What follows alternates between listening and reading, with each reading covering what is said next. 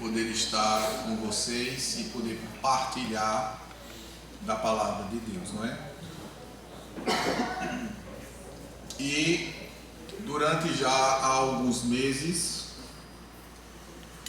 nós temos abordado um tema baseado na carta do apóstolo Paulo aos Efésios, e hoje nós vamos dar sequência aos assuntos doravante que estão inseridos nos textos sagrados, e a gente hoje vai adentrar ao capítulo 6 da carta aos Efésios.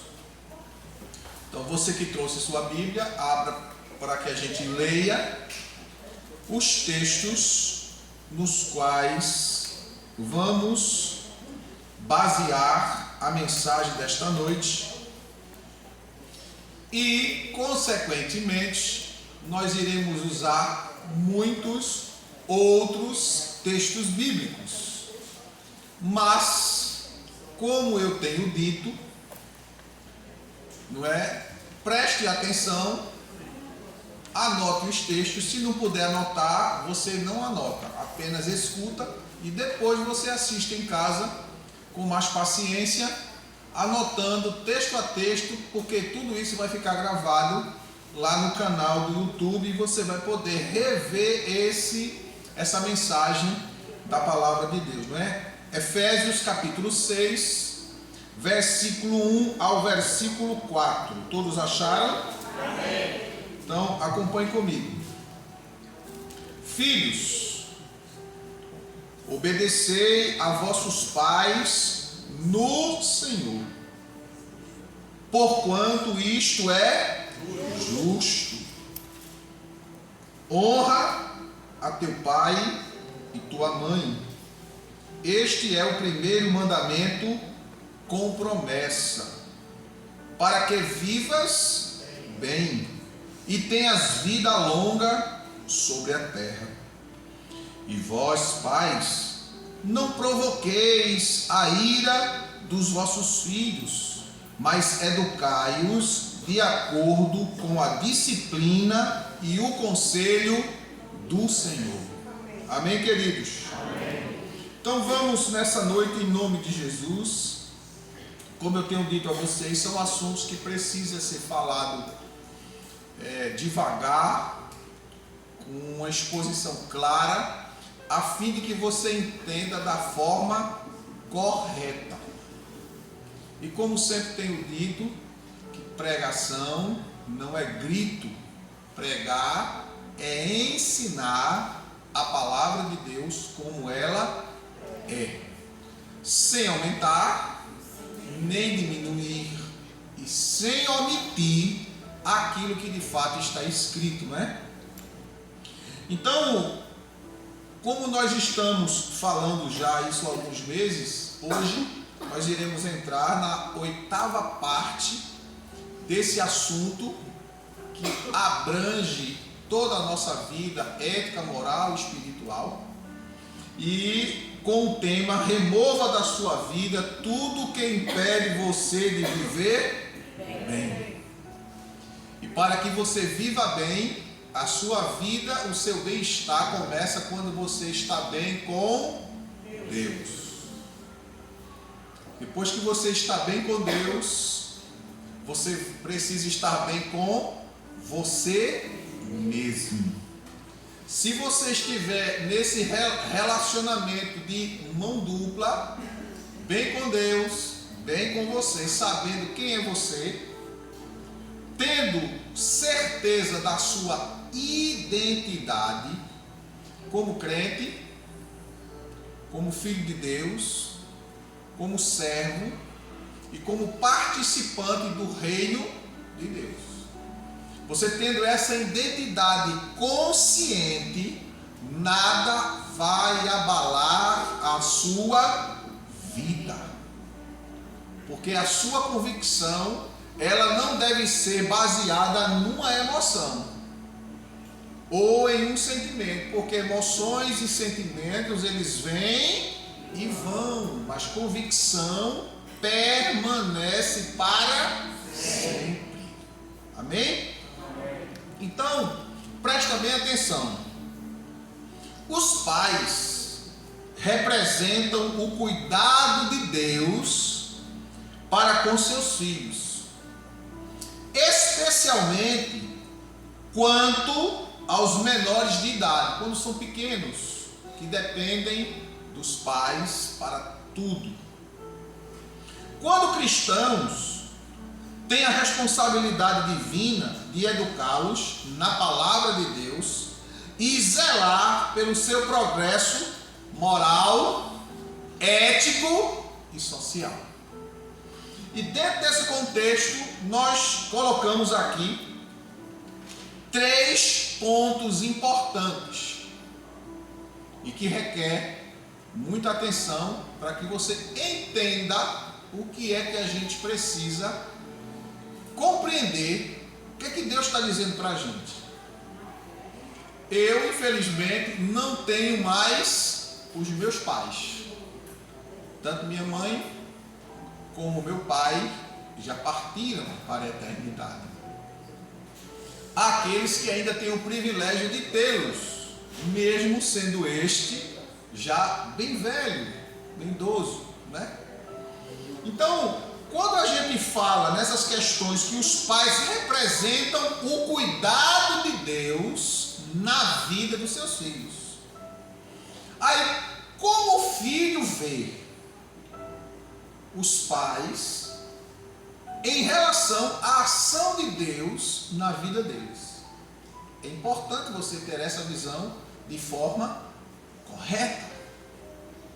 E diante disso, no primeiro ponto que eu dividi em 3, o pai é sinônimo de segurança e orientação. Segurança e orientação. A mãe de ensino e de acolhimento, aquela que acolhe o filho no momento de dor, de tristeza, de decepção. Não que o pai não faça, mas que a mãe ela é mais dada a sentir do que entender. Ela age mais com o coração do que com a razão. E muitas vezes o pai quer explicar, expor, externar de forma lógica, enquanto que a mãe só quer abraçar. E que muitas vezes os filhos veem isso de uma forma melhor, porque muitas vezes quando acontece alguma coisa seja positiva ou negativa, o homem trabalha com a cabeça e a mulher com o coração. O homem coloca a direção e a mulher coloca o sentimento, o afeto. E aí cabe a gente analisar à luz da palavra. Vamos ver, é como eu disse a você, se você tem dificuldade de manusear, não manuseie. Só escute, depois você vai ter a oportunidade de acompanhar todinho lá pelo canal, anotar e conferir texto a texto. Amém? Então, Provérbios, capítulo 1, verso 8, diz assim: Filho meu, ouve o quê? A instrução, a doutrina de teu pai, e não desprezes o ensino da tua mãe. Provérbios 6 e 20. Então tudo isso é o que Deus está dizendo para nós através da sua palavra. Provérbios 6 e 20 diz: Filho meu, obedece a orientação de teu pai, e não abandones o ensino da tua mãe. O que foi que eu falei? Que o pai é sinônimo de segurança e orientação. Ele mostra, ele aponta. Não é assim, é dessa forma. Mesmo que muitas vezes os filhos esperem do pai emoção. Não tem. Tem razão. E muitas vezes replica-lhes papai é muito grosso. Não é? Papai é muito grosso. É o natural do homem. Quando o homem é muito frouxo com estas coisas, o menino cresce frouxo também. Observe os homens, a maioria dos homens hoje. Pais que vão fazer as compras com os filhos e diz: carrega. Diz: não, eu não vou carregar. Isso não, isso é mico. Não carrega nem a sacola das compras de casa porque tem vergonha de carregar. Isso é um fato. Não tem vergonha de carregar a sacola que os pais compraram a comida para manter ele. Mas não tem vergonha de fazer o que fazem. Que se for citar aqui, são inúmeras coisas, não é? Então vamos lá. Em Deuteronômio, capítulo 27, verso 16. Deuteronômio 27 e 16. Veja o que é que Deus nos diz sobre pais e filhos. 27 e 16. Diz assim: maldito quem desonra seu pai ou mãe. E todo o povo dirá amém. É maldito, é amaldiçoado. Quando diz aqui maldito, que desonrar é o oposto de honra. Desonra é o oposto de honra. E quando ele faz isso, a criança faz isso, e cresce fazendo isso, a culpa automaticamente torna-se dos pais. Agora, mesmo que depois de você ter feito o seu papel e ele não o reconhece, aí não é mais com os pais. Não é mais com os pais. Porque ele automaticamente vai receber a maldição divina. Porque não honrou os pais. Ainda em Provérbios, capítulo 30, verso 17. Tudo que a gente falar, irmãos, a gente tem que ler. Porque às vezes a gente diz, as pessoas acham que a gente está inventando, querendo puxar a sardinha ou a opinião para o lado A ou B. Não, a gente tem que ir pelo que está escrito. Provérbios 30, verso 17, diz assim: os olhos de quem ridiculariza seu pai, ou de quem trata sem consideração e obediência a própria mãe, serão arrancados pelos corvos do vale e serão devorados pelos filhotes dos abutres. Ou seja, aquele que não honra, que não respeita, que não considera, o escritor está querendo dizer aqui que acidentes imprevistos vão lhe ocorrer de forma frequente em sua vida. Vai trabalhar para o vento levar. É plantar vento e colher tempestade. Já dizia o profeta Oséias no capítulo 8, verso 3. Ainda em Provérbios 23 e 22. Provérbios 23 e 22, diz o texto sagrado: olha, ouve o teu pai, pois ele te gerou, e não despreze a tua mãe quando ficar velha. Não despreze a mãe quando ficar velha.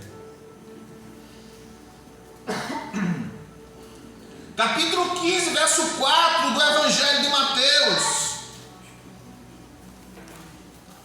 Capítulo 15, verso 4 de Mateus diz assim: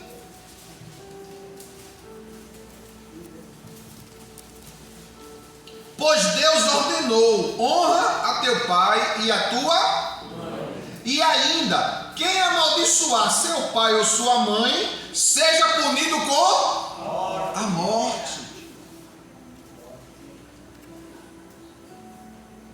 É forte, não é? Mas era a realidade. Isso é uma realidade no meio do povo judeu. Louvado seja o nome de Jesus. Colossenses capítulo 3 e verso 20. Colossenses 3 e 20. Diz o texto sagrado: filhos, obedecei em tudo a vossos pais, porque isso é o que? Agradável ao Senhor. Então, quando um filho obedece ao pai ou à mãe, ele não o faz simplesmente porque o pai ou a mãe o merece, mas ele o faz porque acima do pai e da mãe, ele ama a Deus.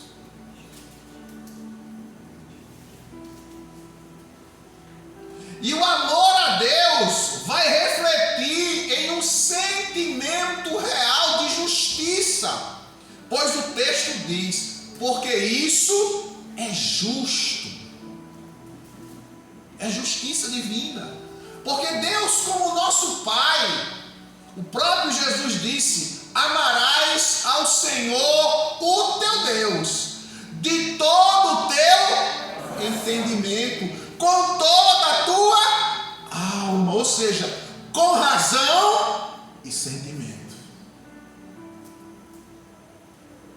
É entendendo e sentindo. O texto sagrado ainda diz, no capítulo 5, verso 4 de 1 Timóteo, Paulo expressa bem sobre a manifestação da verdadeira religião quando a professamos de forma correta. Cristo, o Evangelho não é religião. Evangelho, conforme diz a palavra de Deus em Romanos 1,16, é poder de Deus e salvação para todo o que crê. Porém, dentro do contexto ético em que todos nós estamos inseridos, usa-se a palavra religião, porque a palavra religião vem do latim, que quer dizer religação com Deus. E essa religação com Deus, ela é demonstrada pelo comportamento, pela atitude. Olha o que é que Paulo diz. Capítulo 5, verso 4. Todavia, se alguma viúva tiver filhos ou netos, que estes aprendam primeiramente a colocar o quê? O quê? A sua religião em prática. Que tem algumas traduções que diz piedade, que vem de pietismo, quer dizer prática diária, comunhão com Deus. Uma prática diária da fé que você professa. Aí ele diz: primeiramente colocar a sua religião em prática, zelando por sua própria família e retribuindo os bens recebidos de seus pais e avós, porque isso é o quê? Agradável diante de quem? De Deus. Está escrito? Glória a Jesus. Bíblia, palavra de Deus, regra de fé e prática. A religião, o evangelho não é só falar, não. É socorrer. Vou citar um exemplo que aconteceu aqui há uns 2 meses atrás. Aconteceu aqui na igreja. Rose estava escalada para dirigir o culto. Aqui. E aí, aqui tem muito adolescente de 80 anos. Não é? Aí veio 4 adolescentes no Uber. Irmã Zefinha, irmã Socorro, irmã Ana e irmã Sônia. Quando saíram lá da casa da irmã Zefinha, aconteceu um acidente. A irmã Sônia Não, ela tem dificuldade de dobrar a perna, porque é um adolescente de 80 anos, e de colocar com rapidez dentro do carro. O motorista não prestou atenção, arrastou o carro. Ela chegou aqui com os dedos dos pés tudo esfolado, chorosa, porque a gente que é jovem, eu, né, no caso, aspas, né, que eu não sou jovem, né, mas quem é jovem, dói. Imagina uma pessoa com 80 anos, com dificuldade de andar, com as pernas cheias de varizes, não é? Aí chegou, Rose estava escalada para dirigir o culto. Mas o que foi que Rose fez? Sentou ali, botou as pernas da irmã Sônia no colo, começou a limpar, começou a tratar, começou a ajustar. E outra pessoa veio dirigir o culto. Irmã, ela tinha que dirigir o culto porque ela estava escalada. Ela estava fazendo um serviço maior do que dirigir o culto. Estava assistindo, praticando a religião, atendendo uma pessoa que naquele momento estava precisando de uma assistência. Tinha muita gente para dirigir o culto. O culto não deixou de ser feito. O culto estava sendo feito lá fora, limpando as feridas da irmã, e o culto estava sendo feito aqui dentro, quando alguém começou a conduzir o culto solene a Deus. Continuando. Então, irmãos, a Bíblia fala que a prática da religião é a obediência ao Evangelho, ao que está escrito. A gente sabe, nós precisamos ter vida de oração, de busca, de consagração, de dedicação com Deus. Mas essa busca, essa dedicação, ela vai refletir com o outro, porque nós servimos a Deus servindo ao outro. Aí vem o segundo ponto. Os filhos têm a obrigação de obedecer e respeitar seus pais como ao Senhor. Diz a palavra de Deus em Deuteronômio, capítulo 21, versos 18 a 21. Deuteronômio, vamos lá para Deuteronômio 21.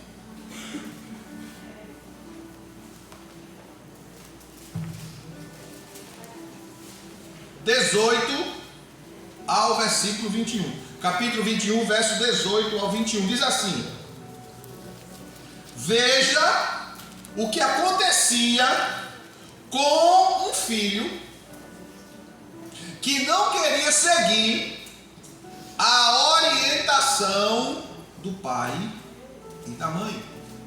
Diz a Sagrada Escritura: se alguém tiver um filho rebelde, quanto mais e indócil. O que é uma pessoa indócil? É uma pessoa grossa, rebelde, teimosa, que não aprende a obedecer a quem? Ao pai e à mãe. E não dá ouvido ao quê? Aos bons conselhos, mesmo quando o corrigem e o disciplinam. O pai e a mãe o conduzirão até os anciãos e líderes de sua comunidade à porta da cidade e denunciarão às autoridades da cidade: este nosso filho é por demais teimoso e rebelde, não nos obedece, é devasso e vive embriagado. Então, diante desse depoimento, todos os homens da cidade o apedrejarão até a morte. Assim, portanto, eliminarás o mal do meio do teu povo. Todo Israel ficará sabendo o que ocorreu e ficará temeroso. Ou seja, quando um filho não queria se submeter à orientação dos pais e cumprir aquilo que a lei determinava, o pai e a mãe não colocava acima da lei de Deus o quê? sentimento. Porque entendia que aquele filho iria destruir a vida da família, dos pais. O que era que acontecia? Havia o conselho da cidade, que era formado por homens que conheciam a lei de Deus, e ali era exposto o problema da família, diante, olha, na porta da cidade, porque todos que passassem iam ver e ouvir, para ninguém dizer, é uma calúnia, é uma mentira, é um falso testemunho. Era colocado em público. Depois que isso fosse comprovado, toda a comunidade apedrejava o filho até a morte. Jesus usou de misericórdia com um homem que fez isso com seus pais. Lá no tanque de Betesda, lembra daquele homem que 38 anos ficou na beira do tanque? Foi essa mesma situação. Essa mesma situação aconteceu com ele. E no momento de desobediência ele foi espancado, ficou paraplégico, abandonado, porque ninguém queria, a família o abandonou. Lembra que quando Jesus chega lá no tanque de Betesda, irmãos, tinha mais de 5.000 pessoas doentes e enfermas. Jesus entrou só para curar ele. E quando chegou lá, disse, tu queres ficar curado? Ele disse, Senhor, eu não posso ir, porque quando as águas se movem, alguém vai na minha frente e entra primeiro do que eu. Porque eu não tenho ninguém para me ajudar. Os outros doentes, todos eles tinham lá os seus parentes ajudando, mas este não tinha ninguém. Aí Jesus cura ele, manda ele embora e diz, agora não peques mais, para que não te aconteça coisa pior.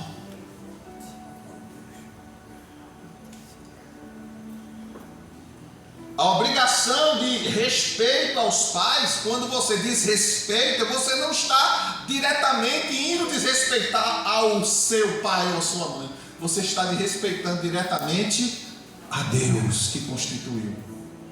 Irmãos, olha, presta atenção no que eu vou lhe dizer.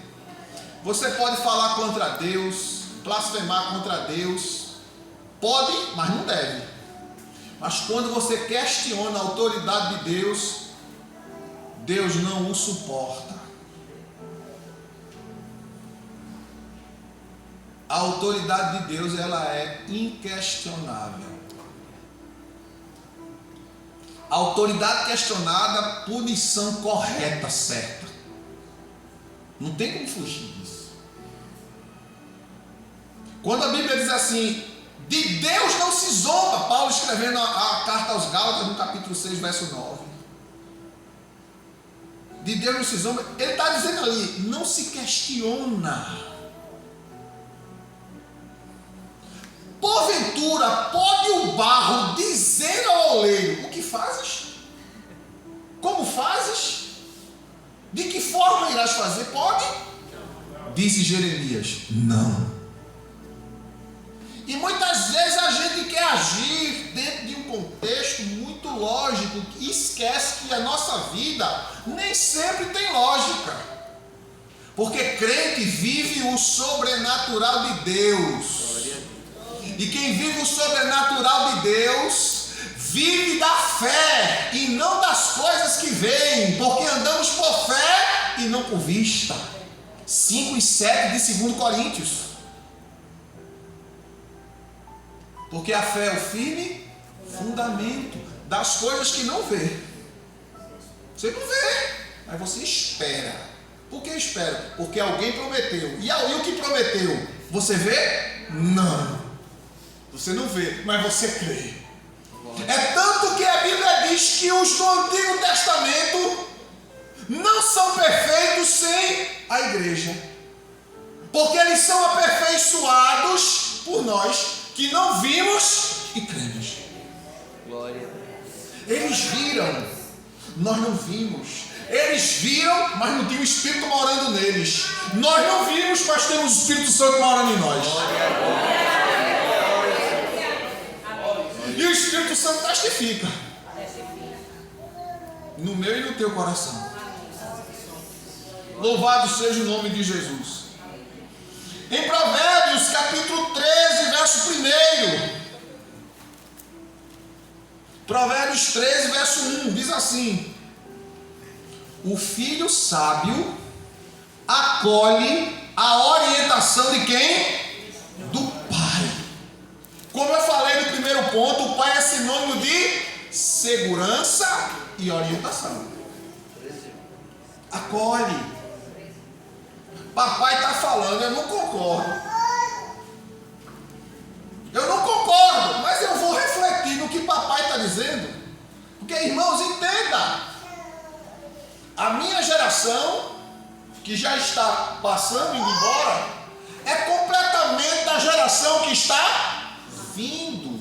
A minha geração tem uma visão de vida diferente da geração atual. Por quê? Porque entenda que o mundo, ele quer passar para o ser humano, para os homens, sejam mulheres ou homens, jovens ou moças, uma visão da vida completamente destoada dos princípios de Deus.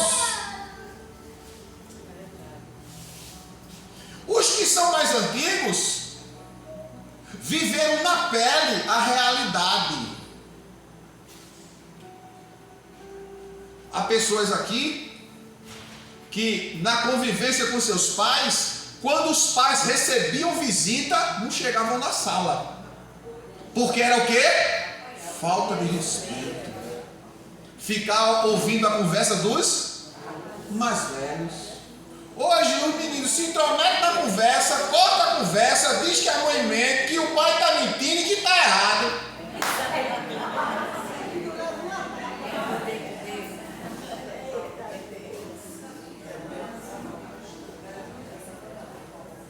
Eu lembro do meu avô, o pai da minha mãe. Não dava um riso para ninguém. Galegão, dos olhos verdes, do cabelo loiro. Meu avô, pai da minha mãe. Benção, avô. Deus te abençoe. Minha mãe estendia a mão para pedir a benção a ele. Ele pegava na ponta do dedo da mão da minha mãe. E era filha dele.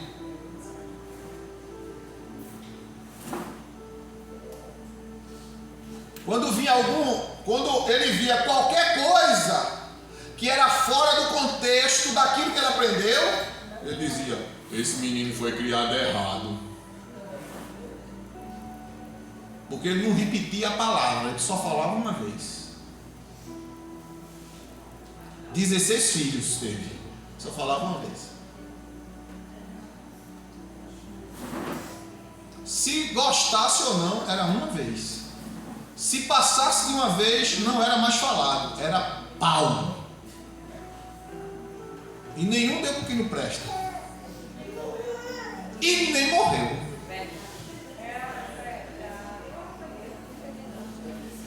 Faça, irmão, começa a fazer a equiparação das décadas, das gerações. Todas as épocas houve gente ruim, houve pessoas más. Mas compare com hoje. Não tem como, não há comparação. Porque falava-se e cumpria-se. Dizia-se e realizava-se.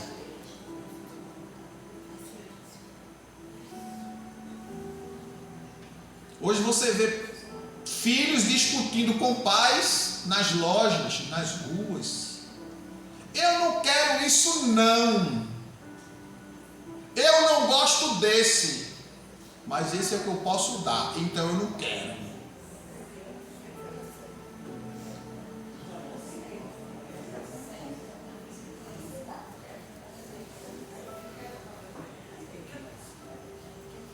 Lembro da minha mãe.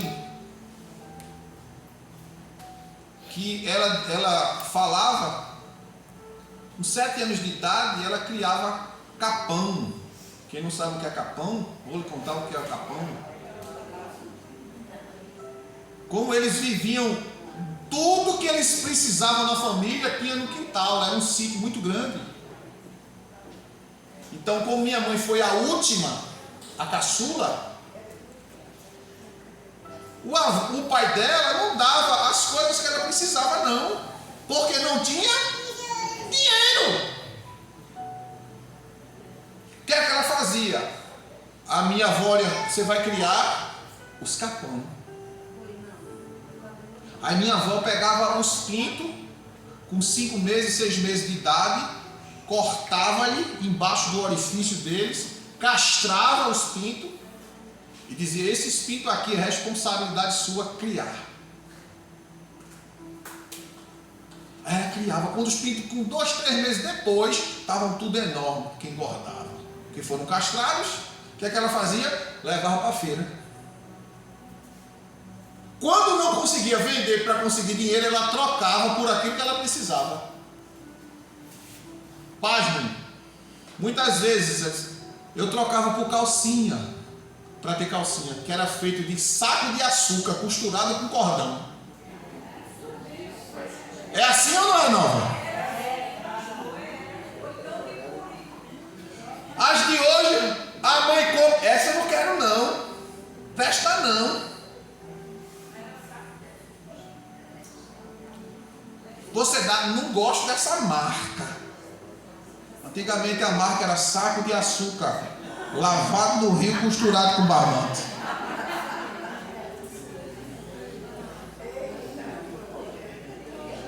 Nenhuma morreu, nem pegou uma doença.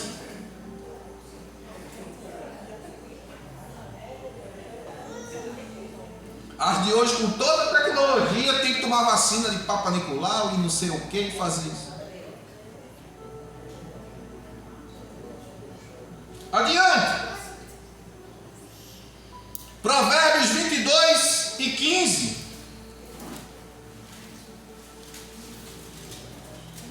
Provérbios 22 e 15 diz: a tolice mora naturalmente no coração da onde? Das crianças. A tolice. Mas a vara da correção as livrará dela. Oh! Então a Bíblia está dizendo que as crianças naturalmente são o quê? Tolas. E quem é que tem que tirar a tolice das crianças? Os pais. Mas é como dizendo: continue, meu filho, está tão bonitinho, continue assim.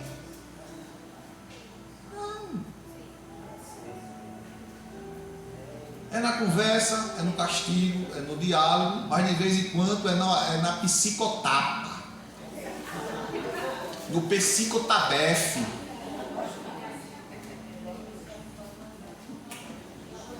A palavra de Deus diz assim: se tu ama o teu filho, com a vara o fustigarás e livrarás a sua alma do inferno. Não, o bichinho é muito novinho. Vai nessa, que ele não está entendendo. Começa devagarzinho, ó. Porque se tu não começar devagar, vai chegar um momento que nem devagar e nem ligeiro vai resolver. Você tem que ir lentamente, gradativamente, de acordo com o desenvolvimento da criança. Podando, cortando. Mas vai chorar, quando cansar, para. Cansar, para. Porque fazendo assim, você está preservando a vida do seu filho, preparando ele para o futuro. Para a gente passar para o terceiro ponto, vamos ler aqui o último versículo do segundo, 29 e 15 de Provérbios. 29 e 15 diz assim: a vara da disciplina e as palavras da repreensão dão sabedoria sabedoria. Olha, a vara da disciplina. Uma tapinha, um castigo, uma cintura usada, uma chinelada boa para doer. E as palavras de repreensão dão sabedoria. Agora veja o que o texto diz. Mas o jovem abandonado à sua própria sorte trará o quê? Vergonha. Abandonado. Não, é assim mesmo, isso é de criança. Quando crescer melhora. Não, é você que tem que fazer agora. Vai doer? Deixa de chorar. Tira. Poda. Corta. Você quer isso? Não vai. Eu quero, não dou.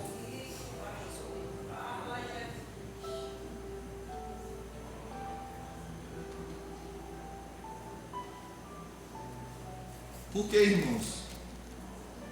A gente está vendo aí uma sociedade desordenada. Porque falta a palavra. Lâmpada para os meus pés é a tua palavra, e luz para os meus caminhos. Como purificará o mancebo, o jovem, o homem, o seu caminho? Observando conforme tua palavra. Mas a gente coloca, olha, muito sentimento. Um bichinho, coitadinho, tá doendo, deixa ele sentir dor pelo aprendiz. Isso faz parte da vida. Ninguém vive sem dor, não. Tem alguém aqui que nunca sentiu dor? Todo mundo sente dor. Dor física, dor emocional e dor sentimental, além da psicológica. Isso chama-se realidade.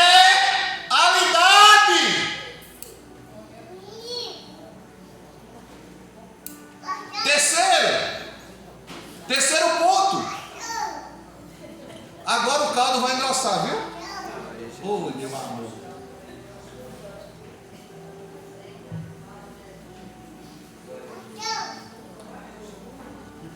Terceiro ponto.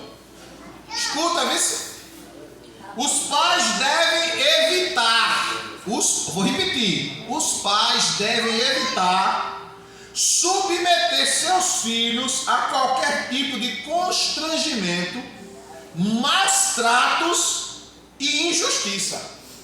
Porém, todavia, contudo, no entanto, prepará-los para a realidade da vida.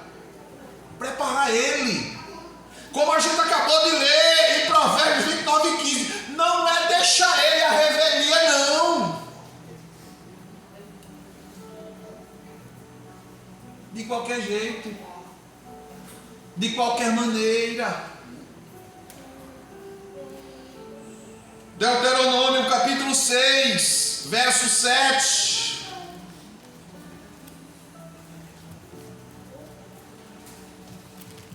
Mas pastor, eu vim aqui hoje para receber uma palavra de vitória. Aí você está recebendo a de vitória duas vezes, porque está se consertando para ficar vitorioso.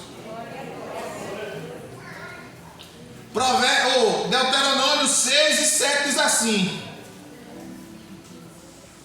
Vamos começar o 6, versos 6 e 7. Que todas estas palavras que hoje te ordeno estejam em teu coração. Tu as ensinarás com todo o zelo e perseverança a teus filhos. Conversarás sobre as escrituras quando estiveres sentado em tua casa, quando estiveres andando pelo caminho, ao te deitares e ao te levantares. Agora o versículo 20 até o 23, do mesmo capítulo 6. Versículo 20 ao 23, diz assim: no futuro, olha, lembra o que foi que eu falei no começo desse terceiro ponto? Que os pais devem preparar os filhos para a realidade de quê? vida.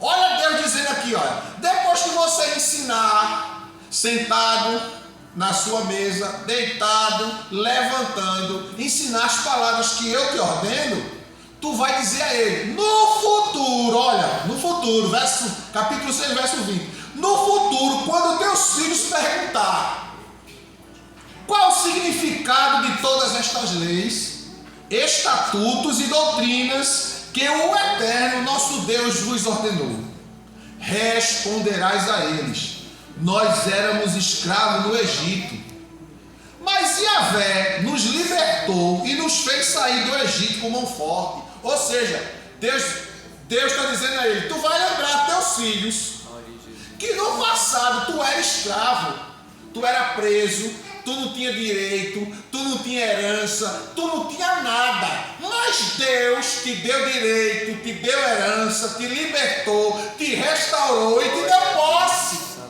Ou seja, teus pais têm o quê? Uma história do passado para trazer para o presente e mostrar o quê? A realidade. Mas tem pai que não conta nada, não. Eu vou contar isso para o menino, eu vou ficar contando isso, essas coisas ruins que eu passei, conte, meu filho.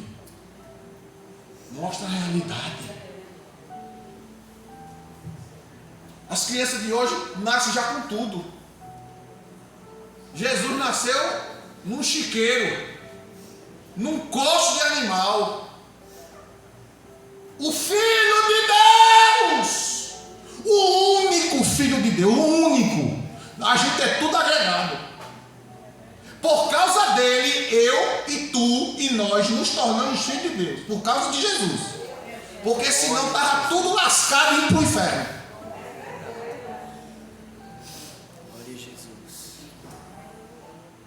Por causa de Jesus. Jesus, ele veio, ele se fez pobre para nos enriquecer. Foi morar no pior bairro. Me mostra uma profecia na Bíblia dizendo, falando sobre Nazaré. Não tem. Era o alto pastor daquela época.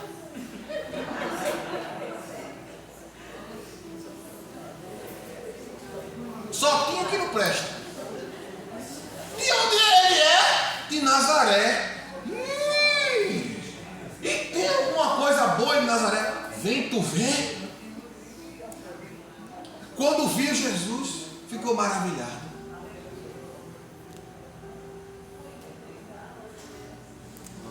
Ele nasceu num lugar que nenhum ser humano deveria nascer.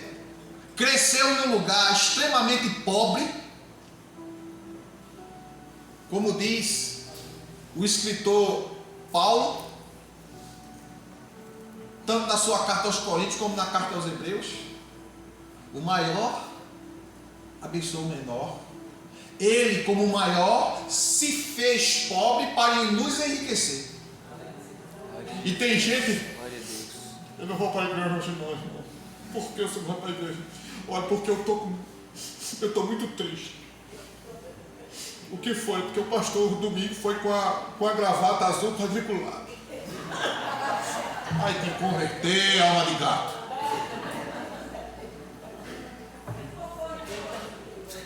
Gente que com qualquer coisa não quer vir para o culto. Não, eu agora só assisto culto na internet. Porque se eu não gostar da pregação, eu mudo para outra. É o evangelho sendo comercializado. Igreja tem que ter identidade. Igreja tem que ter local. Carta à igreja de Éfeso. Carta à igreja de Esmirna. Tinha local, tinha endereço. Família tem endereço. A família de Deus tem que ter endereço. Ou alguém aqui não tem endereço? Como é que você vai receber suas correspondências se você não tiver endereço? A igreja tem endereço. A igreja tem que ter endereço e local fixo. Tenho nada contra a internet não, viu? Inclusive tudo que eu estou falando aqui vai para a internet. Quem quiser assistir, assiste. Quem não quiser, não assiste. Mas esses crentes, qualquer coisa, fazendo beicinho.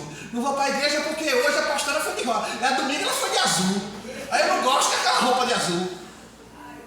Eu não vou porque o missionário foi com a camisa vermelha. Vai te converter, alma de gato.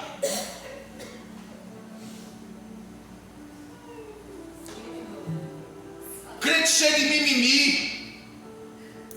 Criança espiritual, sabe por quê? Porque nunca levou uma pisa de Jesus. Aí fica cheio de... Eu não vou não. Jesus não vou não. E tu sabe. E ele sabe mesmo que é tudo dengo. Sabe aquela criança mimada que quando o pai não dá... Cruza os braços, faz beicinho, fica sentado no chão. Vai tomar banho. Vou não. Bora comer, quero não. Por quê? Porque você não fez isso. Birra. Tem muito crente cheio de birra. Cheio de birra. Pantinho. Na tradução do nordestino, pantinho. Pois é. Cresce. Amadurece.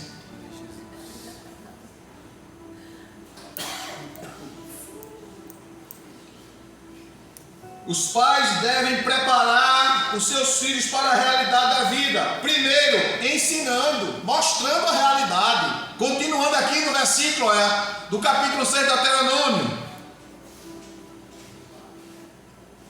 Verso 22. Aí ele diz assim: o Senhor realizou diante dos nossos olhos sinais, obras portentosas, juízos terríveis contra o Egito, contra o faraó e contra toda a sua casa. Quanto a nós, entretanto, fez-nos sair de lá para nos conduzir até aqui e nos conceder em herança a terra que, sob juramento, havia prometido a nossos pais. Primeiro, ensinar. Segundo, treinar. Os pais precisam treinar os filhos. Quer treinar? Mostrou o caminho. Mostrou a realidade. O caminho é esse aqui, viu? Essa é a realidade. O caminho, tá vendo esse caminho? Tá? Não é bonito, não é estreitinho, tenha cuidado. Por quê, papai? Porque no caminho vai ter muito, vem cá. Olha o que eu tenho para tu. Como é bonito. Olha, cheira. Menino, como é cheiroso. Olha, isso aqui não tem nesse caminho que tu tá, não. Só tem aqui, nesse aqui. Olha como é espaçoso, olha. Tu não precisa andar com um pé na frente do outro, não. Tu pode andar bem à vontade. Aí sabe o que vai acontecer com quem aceita os psiu? Se lascar. Quebrar a cara. Um abismo chama outro abismo. Isso olha, tem aqueles que isso não é nada demais. Porque o pastor é muito antigo. Buchudo, quadrado e antigo. Aqui não é sobre estética, irmão. Aqui é sobre a palavra. Porque quem é comprometido com a palavra, não importa a idade. Os discípulos que Jesus chamou, ele chamou 12 jovens. Não foi velho, não. Tudo adolescente. O mais velho era Pedro, com 22 anos. O resto era 17, 18, 16. Porque naquela época, um menino com 16 anos, ele já era um profissional. Porque ele tinha que ajudar os pais. Quando você vê Jesus, aparece até 12 anos, né? Ele some, só vem aparecer com 30. Por quê? Porque ele foi cuidar das coisas do pai. Ajudar o pai, era pedreiro. Jesus era pedreiro, porque a palavra carpintaria, carpinteiro, não era só aquele que fazia a porta, não, ele fazia tudo, ele entregava a casa na chave. Piso, parede, porta, janela, está aqui. Hoje, quando alguém vai trabalhar, rapaz, vamos trabalhar. É de quê?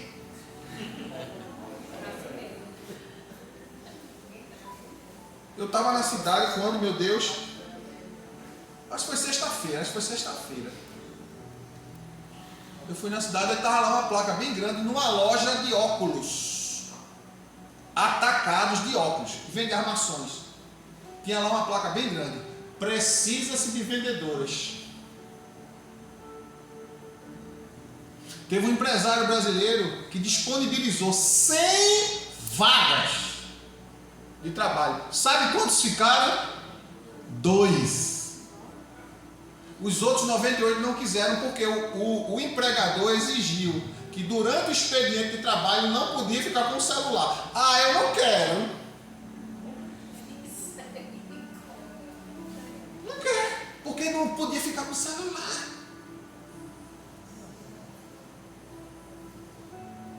Essa é a realidade. Quando é isso, é falta de pessoas preparadas para o exercício do serviço. A gente não tem, diante da crise que o Brasil está enfrentando, são 4.400.000 empresas que saíram do Brasil. Só os Correios agora, há 15 dias atrás, foram demitidos 15.000 funcionários que antes considerados funcionários públicos de estatais foram demitidos. Por causa do rombo que esse governo do amor trouxe, não é? É estatal, concursado, mas foi demitido. Por falta de condições para pagar.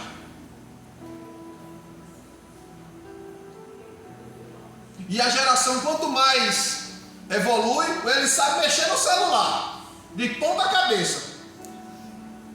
Mas se você botar uma ponta de subtrair na caneta, sabe não.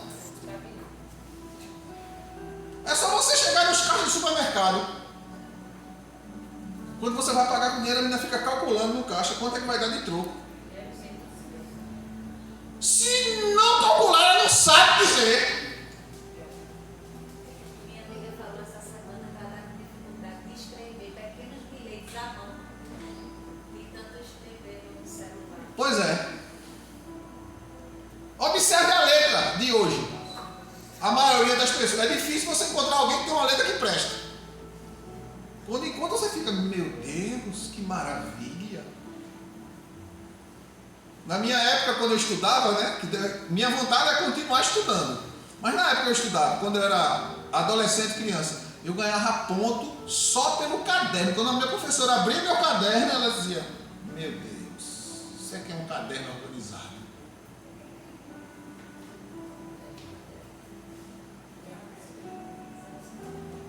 E a letra, ia olhar a letra. Quantas vezes minha professora de português, Silvio, você ganhou 25 décimos pelo caderno e 25 décimos pela letra, ou seja, meio ponto, juntando os dois.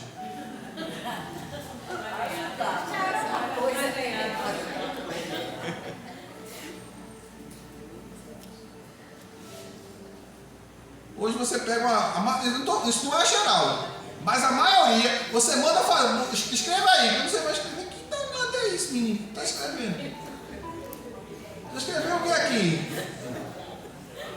Mandarim? Você escreveu aqui mandarim? Que você não entende.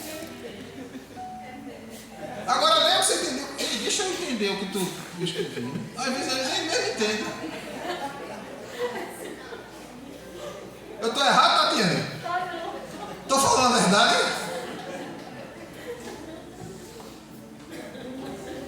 Isso é um fato.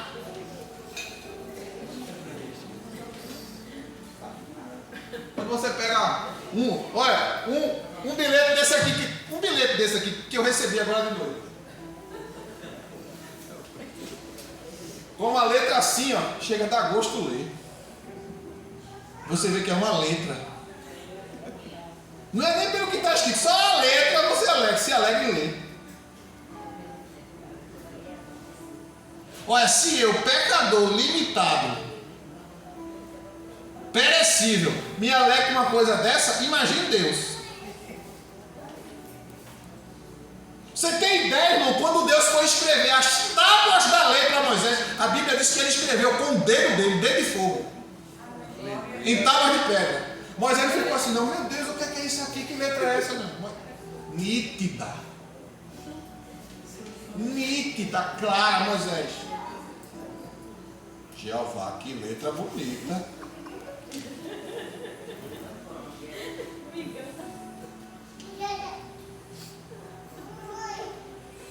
Isso é um fato.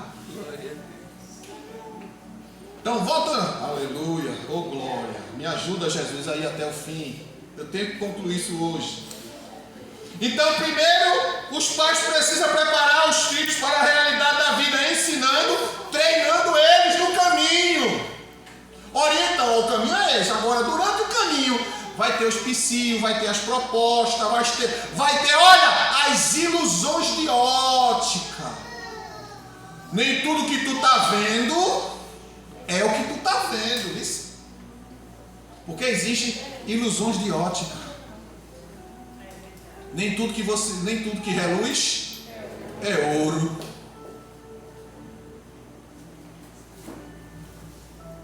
Terceiro, provendo. É a obrigação dos pais prover possibilidades para o seu filho crescer. Ah, mas a escola que ele vai estudar é muito cara. Não é cara. Não foi. É investimento. Não é gasto, é investimento.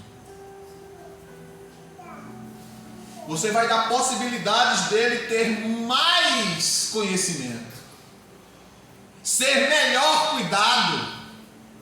Mas pastor, um exemplo, isso é um exemplo. A escola dessa criança custa R$1.000. E daí? Tem os melhores professores? Tem. Tem o melhor ambiente? Tem. Tem o melhor espaço? Tem. Então faça. Se você pode, lógico, né? Se tiver, faça. Não é gasto, é investimento.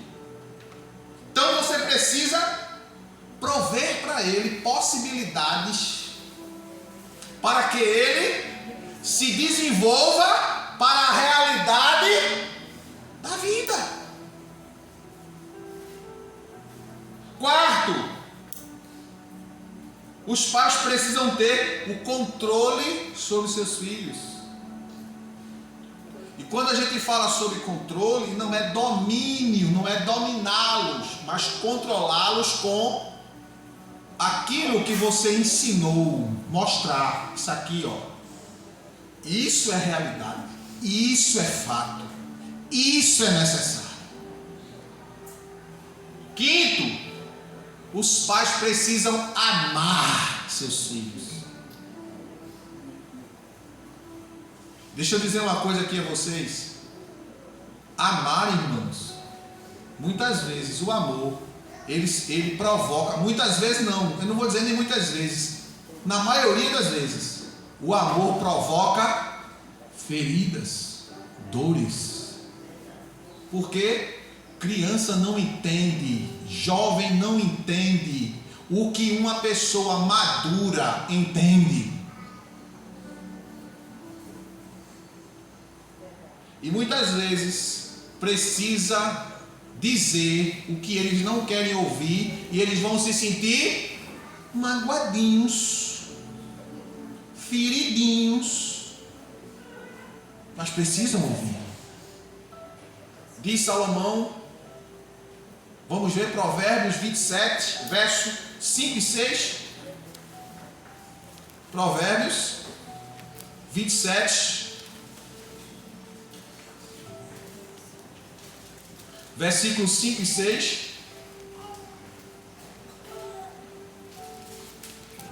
Melhor é a repreensão feita com franqueza do que o amor não revelado. Quem fere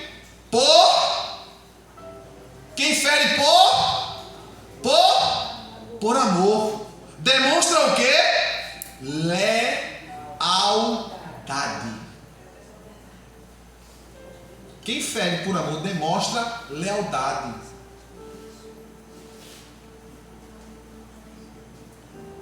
Mas meu pai é muito grosso, minha mãe é muito difícil.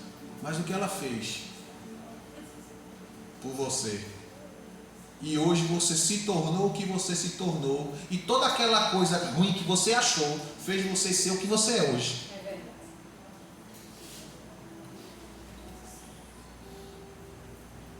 Seja de que forma for, fez você ser o que você é hoje.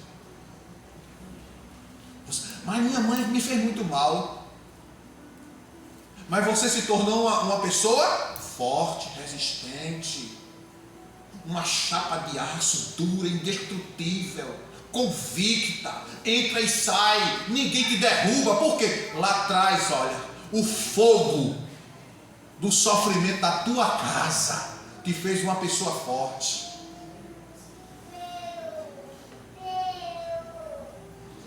Às vezes a gente não entende muito o comportamento das pessoas, porque lá atrás tem uma história. Lá atrás tem uma história. E a gente precisa valorizar a história. A gente não vai viver do passado. A gente vai viver o presente e a realidade. Mas o passado nos forjou quem somos no presente. E muitas vezes a gente quer pegar o passado que machucou, que feriu, que dói, e trazer para o presente o tempo todo. E ficar o tempo todo mimimi. Cresce! Não deixa Satanás te embaraçar com as coisas desta vida. Como diz 2 Timóteo capítulo 2, verso 3 e 4. Mas prossegue. Doeu? Jesus, tu és a minha cura.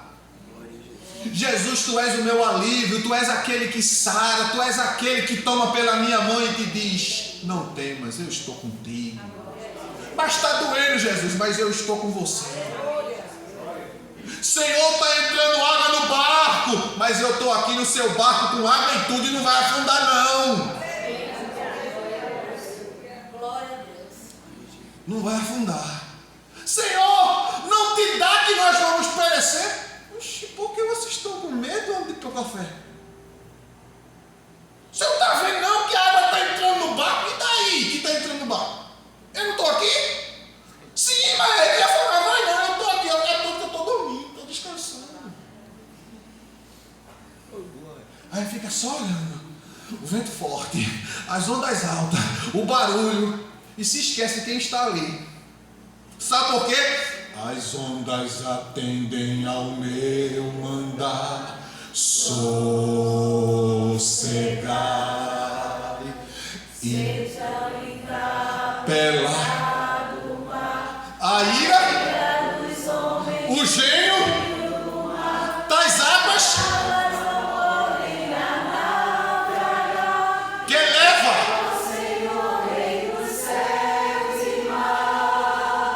Pois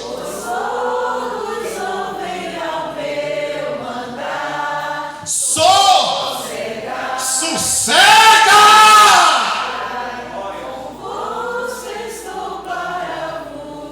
Abaixou e canta na Manácia. Glória ao nome de Jesus! Glória a Deus, aleluia. Tem água no barco? Tem, mas não vai afundar. Sabe por quê? Ele não vai deixar. Às vezes Deus deixa a água salgada, que não serve para beber, entrar no teu barco, para você sentir o sabor ruim, para te ensinar. E quando você pensa que vai dar, ele levanta e diz: cala-te, vento, aquieta-te, mar. Para mostrar a você que não é a sua dor que faz quem você é. Quem diz que você é, mas é Ele que diz algo a mais sobre você. Quando alguém diz assim, ela não é assim, ela é isso ou ela é aquilo, aí Jesus chega e diz, ela é minha, ele é meu. Oh, aleluia. Glória a Deus. Glória a Jesus. Louvado seja o nome de Jesus. Glória a Jesus. E para a gente Sefini. Quem corrige o erro de outra pessoa se lhe revela como o melhor amigo. Quem corrige o erro de outra pessoa se lhe revela como o melhor amigo. Escuta bem, vice.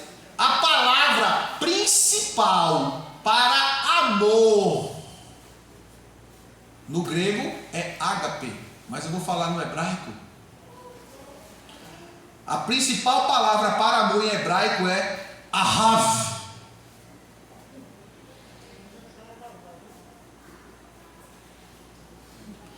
Que vem da raiz avi, significando dar. Dar. Escuta bem. Revelando que o amor no judaísmo está fundamentalmente ligado à ação de entregar-se e servir ao outro, seja o amor romântico, seja o amor familiar, seja o amor de amizade, ou seja o amor a Deus. Ou seja, no contexto da palavra amor no hebraico, não é apenas um sentimento você sentir, você sente e você dá. No que você dá, você tem uma ação, um comportamento. E isso abrange relacionamentos de amizade, relacionamento com Deus e relacionamento familiar. Você serve, você se dá. Dentro desse contexto, significado e nuances. Primeiro, ahav, amor, substantivo, abrangendo diversos tipos de afeição e conexão, desde o amor parental entre parentes, até o amor romântico e o amor a Deus, conforme está registrado nas Escrituras. Depois vem ahav como verbo, amar, usado para descrever a ação de amar, como em amarás o Senhor teu Deus, segundo Deuteronômio 6:5, com toda a tua força. Você não se dá pela metade, ou você se dá ou você não se dá. Glória a Deus. Por isso que Deus não aceita nada pela metade.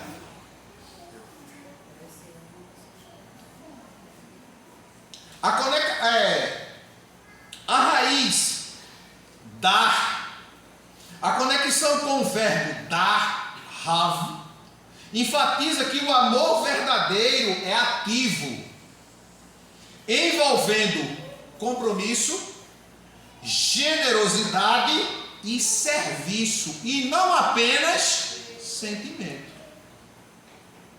Tem o sentimento, mas o sentimento, dentro do contexto do amor, ele vem por último.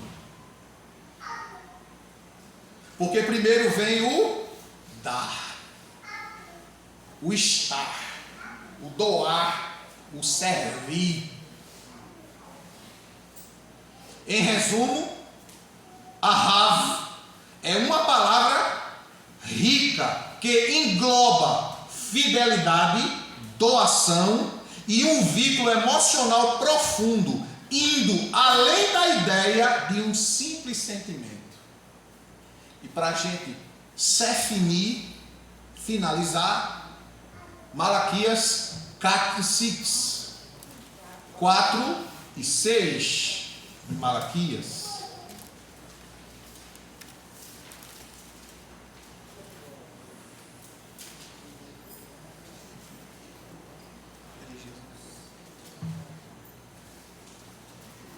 Malaquias 4 e 6 diz assim: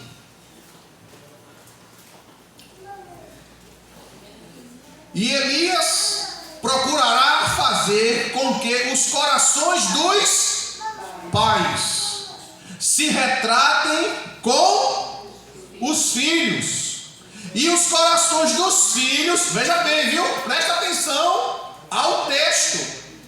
O coração dos pais se retratem com os filhos, e os corações dos filhos se convertam aos pais.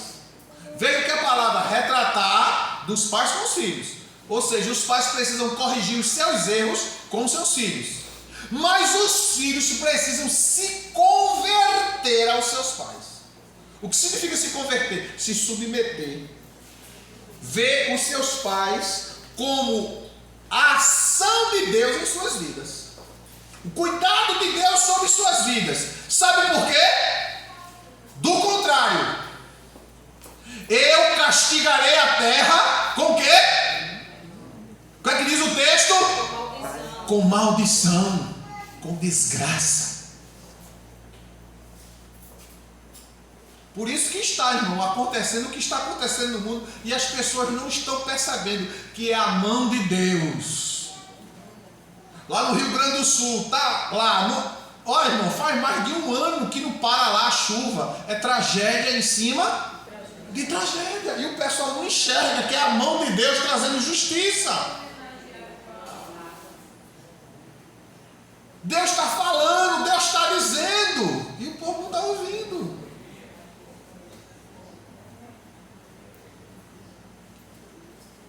A família, olha, a relação pais, filhos é sagrada. É sagrada.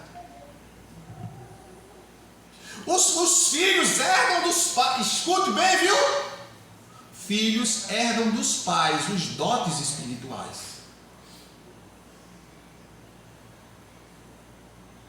Dotes espirituais.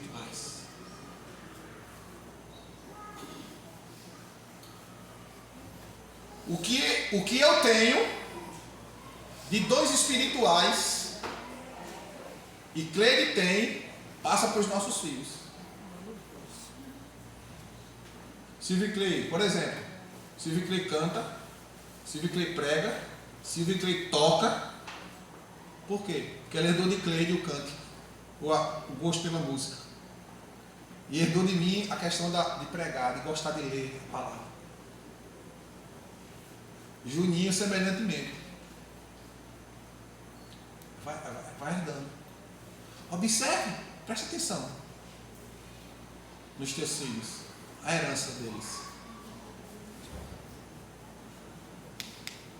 Mas as suas aptidões espirituais não vão morrer quando você morrer, não. Deus transfere para o outro. Deus não perde, não, irmão. Eliseu, o que tu quer? Eu quero a tua porção. Coisa difícil. Eliseu era filho? Não, mas era servo de Elias. Honrava, servia. Aí ele disse, olha, se tu me vê, tu recebe. Ele disse, quem vê está aqui. Olha, fica aí em Dotã, porque eu vou até essa mais. Não, onde tu for eu vou, eu estou contigo. Eu não saio da barra do teu manto, Elias. Por quê? Eu quero porção. Tu vai, eu vou ficar aqui. Cedo? Quero nada. Onde Elias ia, Eliseu ia. Quando Elias sobe no redemoinho de fogo, ele lá, olha. Nem piscava. Daqui a pouco lá vem a capa, ele, estou aqui, capinha. Caiu, ele não vestiu. Dobrou, estou debaixo do braço. Quando ele volta para passar no Jordão, quando ele veio com Elias, Elias tirou a capa e tocou. Você abriu, ele pegou a capa, desdobrou, tocou. De novo, ele disse, eita, um santo aqui, garoto. Glória a Jesus. Qual é a herança que tu vai deixar para teus filhos?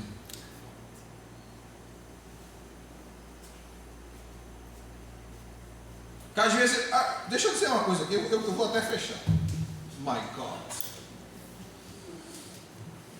Às vezes os filhos querem e os pais ficam, não.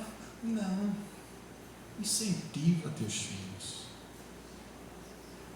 a buscar a Deus. Agora vai orientar, tu é mais velho. Ó, meu filho, busque, mas assim, prudência, entendimento, equilíbrio.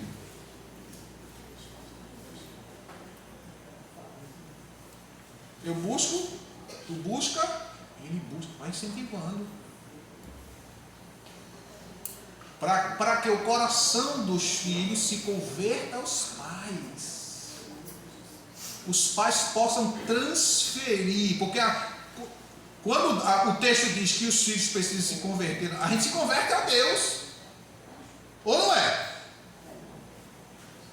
Lembra do caíste e volta e arrepende. A palavra converter é voltar. Deus está dizendo, volta-te para os teus pais, porque os teus pais são instrumentos meus para te ajudar na terra, para te abençoar. Mas quantos pais não são? Ou não querem ser?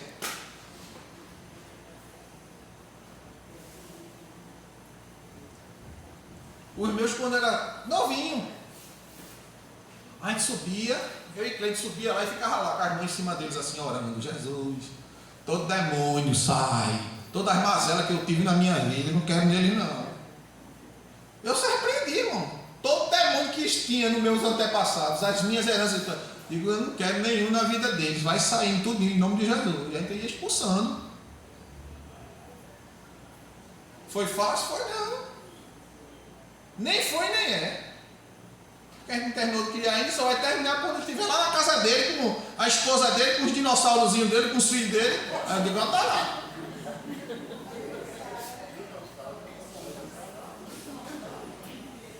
Estão lá. Mas enquanto estiver debaixo da minha casa, eu tenho que estar o tempo todo. Sabe aquele cri-cri que o pessoal diz, chatice? Tem que ser assim. Porque quando estiver lá, sozinho, eita rapaz, bem que o pai não falava. Porque ele só vai entender o que a gente é quando ele for pai. Ou quando for mãe. Aí vai entender. Quando não é, ele não tem não. Tem uma visão distorcida da coisa. Amém? Amém? Tem alguém hoje que quer entregar sua vida para Jesus e voltar para Jesus aqui? Aproveite que hoje é o dia de salvação, de libertação, dia de restauração, dia de comunhão, dia de mudança. Tem alguém? Amém. Deus abençoe.